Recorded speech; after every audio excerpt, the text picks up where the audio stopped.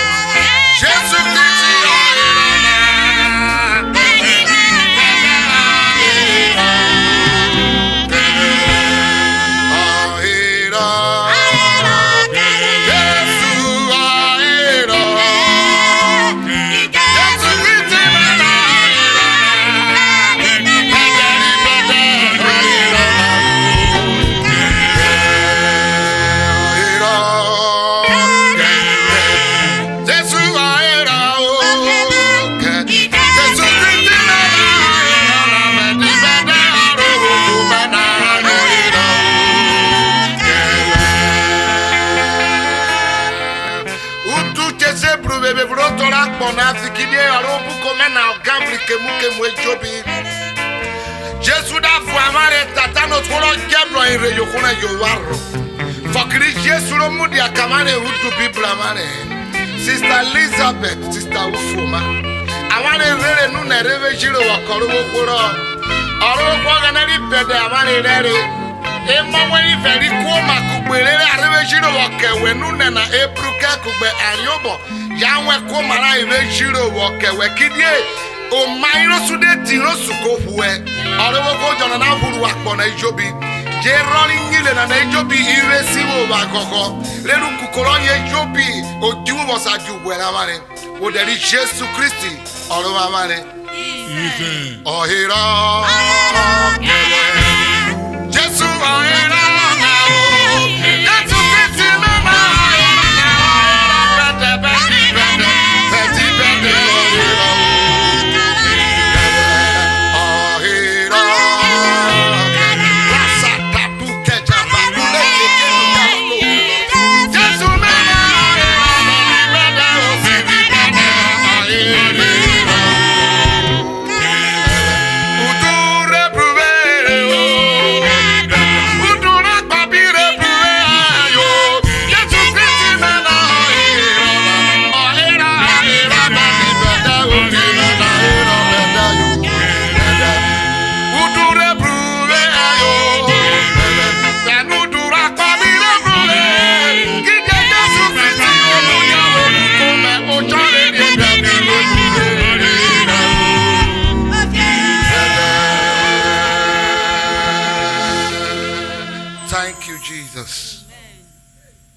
Thankfulness is the beginning of joyfulness. Ogene gwanu jiro. Gwanu jiro. Ogene gwanu yere. Ogwana akpelenwe. Inere jirobo. Yewere ogenoma. Solobwe gwanu yere. Ogwanu jiro. Let's offer him a sacrifice of praise.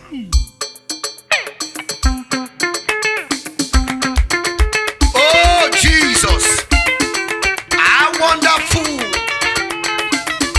is your name. Oh, we have come together to offer you a tangible praise, me and my brother, in this chronicle of EBRUKE and AYOBOR. Ogene gwanu jiro. Ogwanu jiro. Ogene gwanu jiro. Ogene gwanu jiro.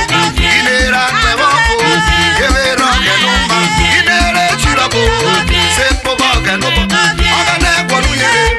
Ogene gwanu akpewe. Inere jirobo. Sepo ogenoma. Inere ikiri mamona. Isepo gojibu. Ogene gwanu yere. Solobwe gwanu jiro. Solobwe gwanu akpewe. Yarere jirona. Inebo wa yare. Nakpewe ogenena. Ogene gwanu jiro. Ogwanu jiro wa. Ogene gwanu jiro. Ogene gwanu jiro wa. Ogene gwanu jiro. Ogwanu jiro.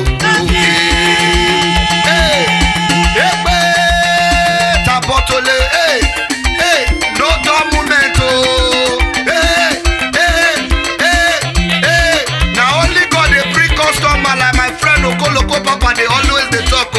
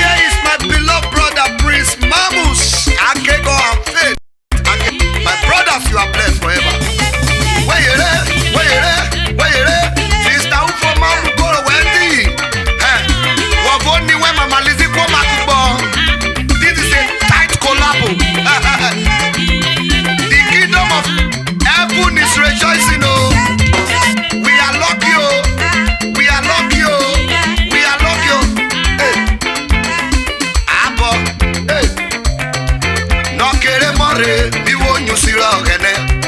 Ibunulorwe, Beburakoli Wejobi. Ritokenana, OGHENE Jeto Boji. Igori Bunovu, Yogene Rwekedi. Wabuyere Kayo Obio, OGHENE Bonujiro. OGHENE Bonuyere, OGHENE Bonujiro. OGHENE Bonujiro, OGHENE Bonujiro. OGHENE Bonuyere, OGHENE Bonujiro. Mama Lizzy to tabule na la Rico to tabi yokele. Hey, EBRUKE give her the reason make she dey talk something for the song. Hey, hey, hey, hey, hey,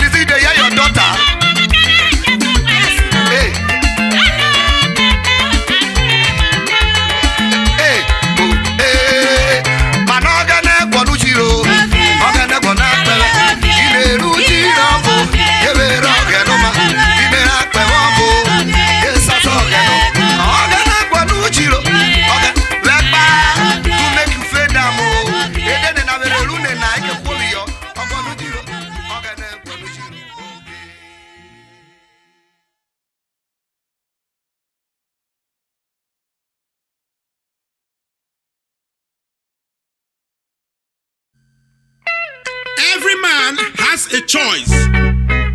The choice of a man tells the quality of a man. Jesus is my choice, and that is why I am peculiar. Jesus, EMOREME, na my choice.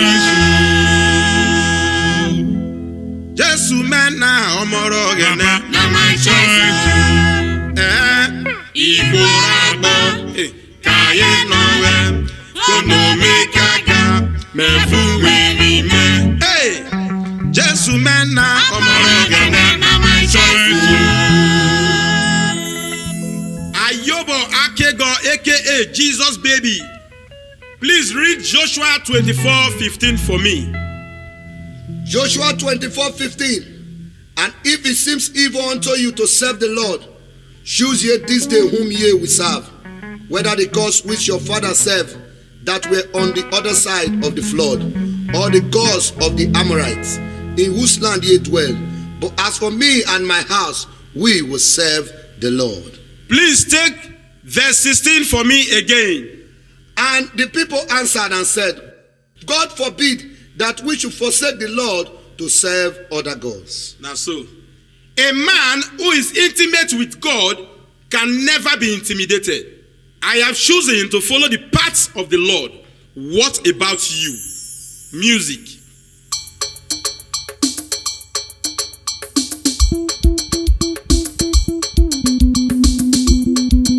Jesus is my first and the last choice. I have no other choice than you, Lord. Jesus, EMOREME, na my choice.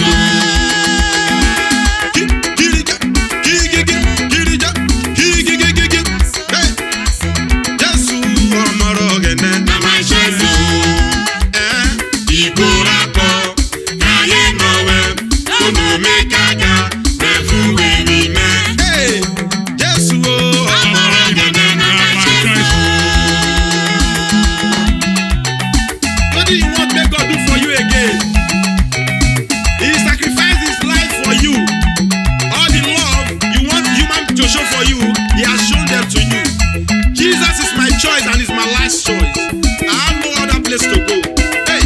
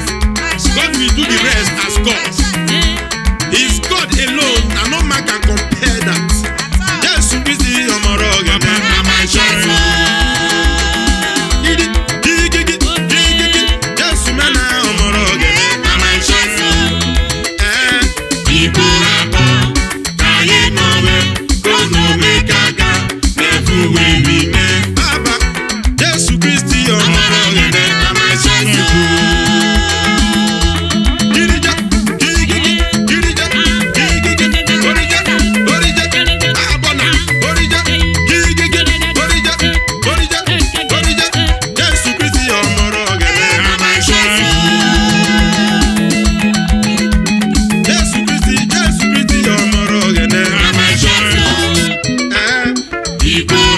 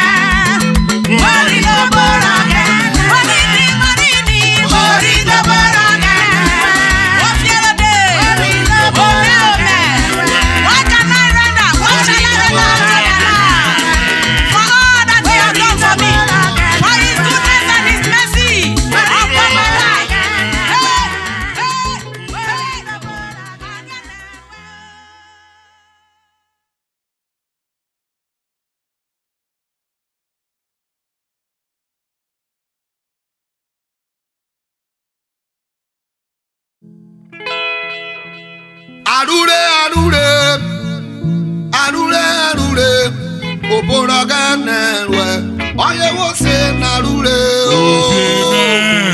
arure, arure, arure, arure, Oboroghene, oye wo se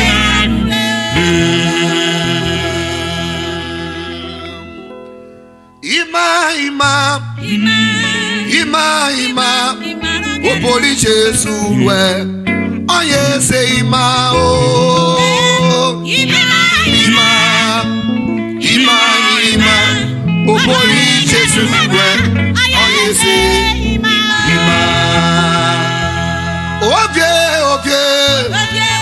Ovie, we obiero ni vie. Jesu obiera peje o. Ovie, we obiero ni vie.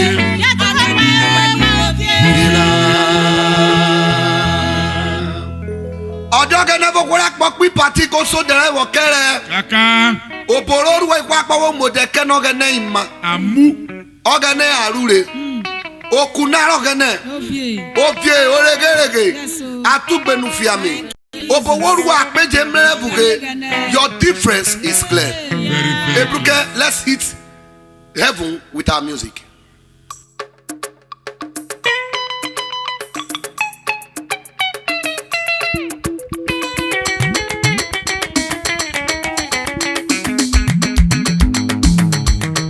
Oh yeah. Yeah.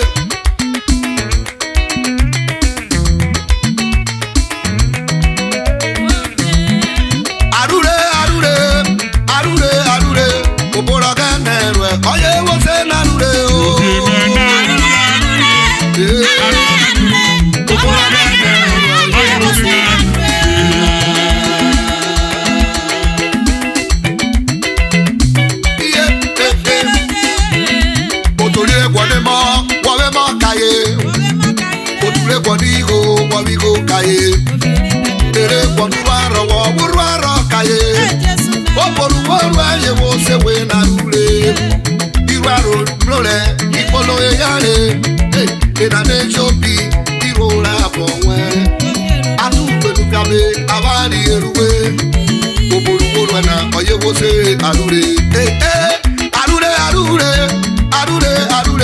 Oboroghene, oh yeah, what's an arure?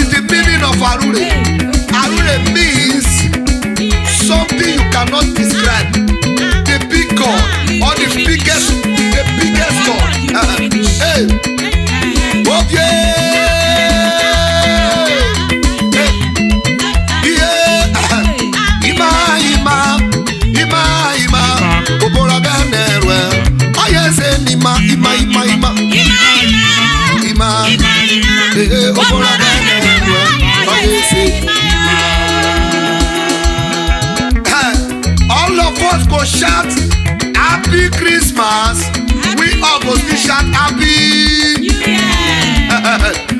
God carry us enter. Your business you go on Nisha. You go you go Lagos.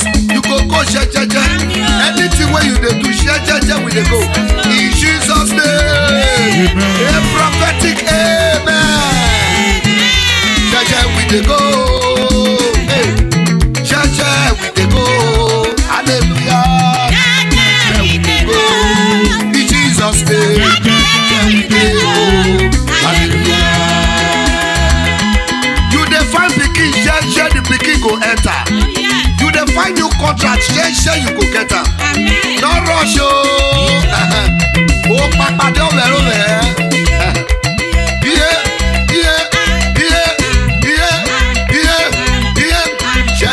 We dey go.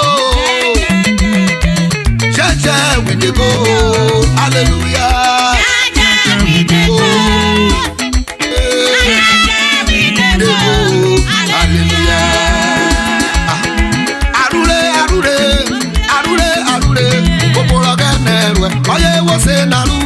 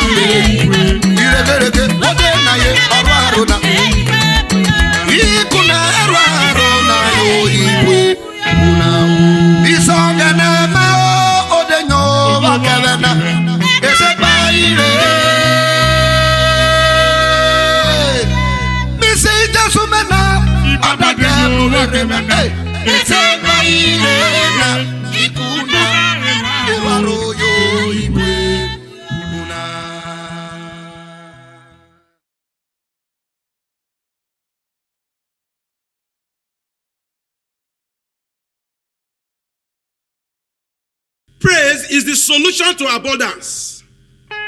When you praise God, you enjoy abundance in all facets of life. TILELOME JIROGHENE. TILELOME JIROGHENE. Okume ukubaro.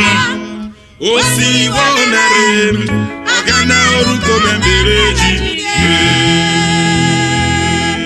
Let's go.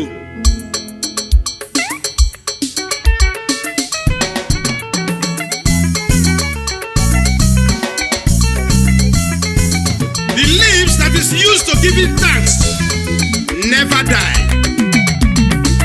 TILELOME JIROGHENE.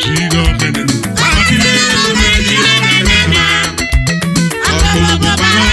Osi ogana oruko membereji. Orije.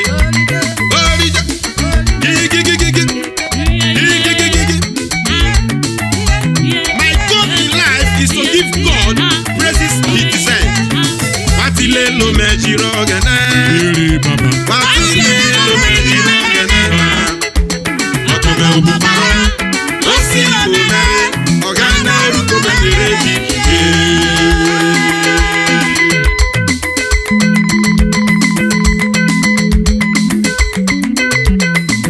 Praises raises you to your equal. God, I thank you. The life when I live today, so now your power. If not for you, yeah, for day. TILELOME JIROGHENE. TILELOME JIROGHENE. Okume ukubaro. Osi ogana oruko membereji. Gratitude is one of the secrets of happiness. A blind man won't thank you for giving him a mirror. God has given us all things of life. He is worthy of our praise day and night. I will thank you forever, my Lord. You will remain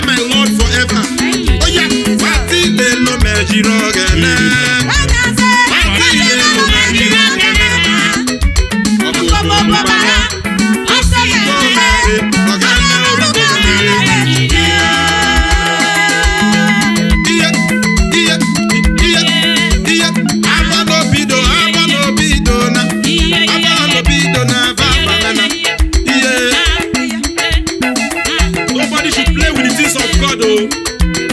When you know the size of your God that you are serving, you will serve him well. Baba, I thank you. Baba, I thank you. I thank you, Jesus. May your name alone be praised forever. TILELOME, JIROGHENE. TILELOME, JIROGHENE.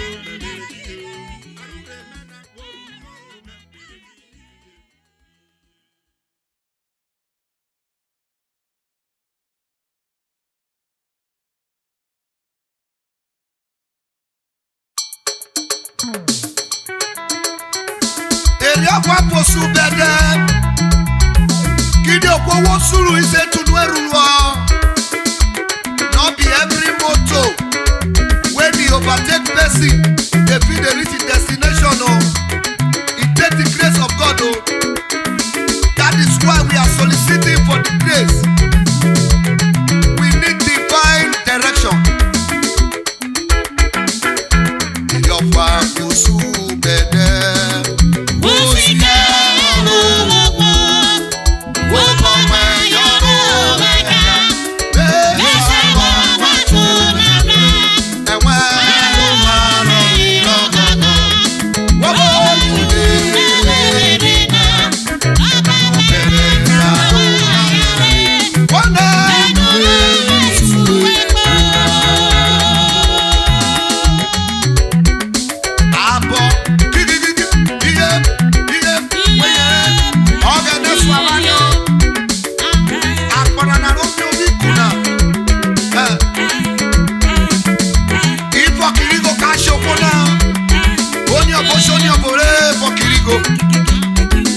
Oshikole pokirigo. Ekwa ko subene. Suwe kure kire yana. Suwe kuri ruora vane. Suwe kuri nera vane swa. Suwe kura kora vane. Kik. Yo pa pusu ede. Musikero. Wabo.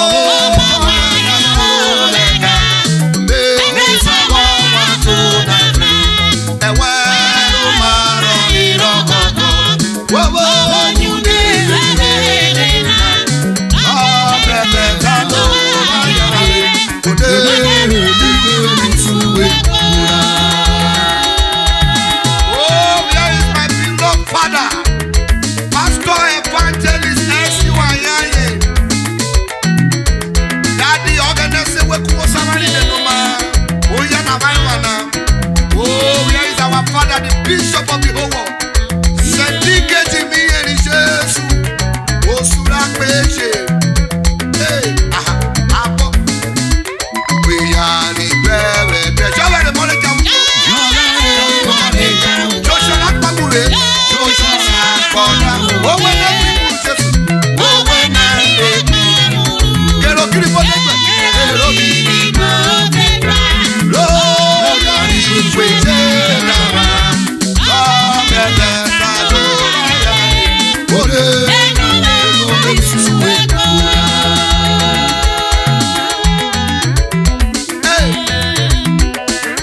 Mobigo kisoja, awa yusa. Owa mobigo, awakwa. Epo bwedefe, jaran yekuma. Kik. Ukbe ya ribebete o. Ojo.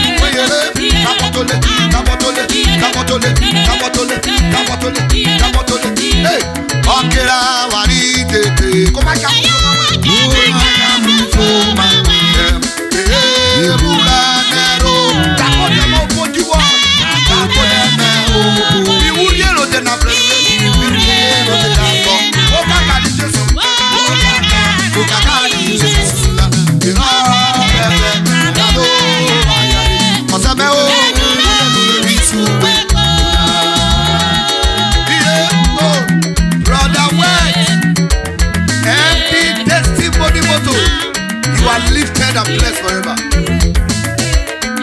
My daddy Chief Johnson Eruwedede, MD Jogan Resort and Suite in EJIRO. You are blessed. The Lord is your strength.